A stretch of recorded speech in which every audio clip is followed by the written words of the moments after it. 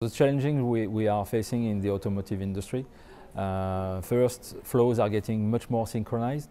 We are delivering directly our customer on the assembly line, and this is one point. And we do it worldwide, which makes things more complex in some cases. The strategic goals we are facing today are the following. First, our customers are moving. The market is getting more segmented. We are managing much more reference with much more specifications on all our parts. On the other hand, we need to get more visibility in our business. We need to be able to manage better the forecast we are getting from our customer. The need was clear for us because we were having different tools in each of our plants, the main one being Excel and a different one in each of the plants. So we wanted to get a standard solution, user-friendly and clearly real-time in order to better manage and anticipate our production planning. Novares DELMIA was clearly answering to all our requirements. We have one single loop of calculation, which makes things much more faster. We are able to get a much longer horizon in terms of production planning.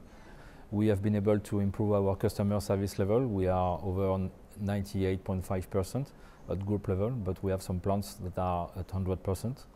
At the same time, we have been able to reduce our inventory level. We are at 8 days, which is quite a good performance. And last but not least, we have been able to improve our supplier service level, being over 90%. In terms of organization, first, it developed the teamwork. We have been able to improve the communication in between logistic people and production. We have one single information that is shared among all departments, which was not the case before.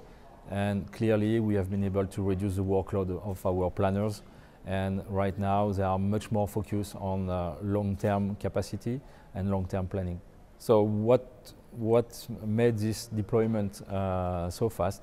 First, we had a very good teamwork with our teams regarding the deployment methodology. They came with something that was answering our needs with a 5 to 6 weeks deployment for each site. And so this was on the RTEM side. And on our side, we have been able to anticipate some action plans for some of the plants working on the master database, BOMs, routings, and stock accuracy.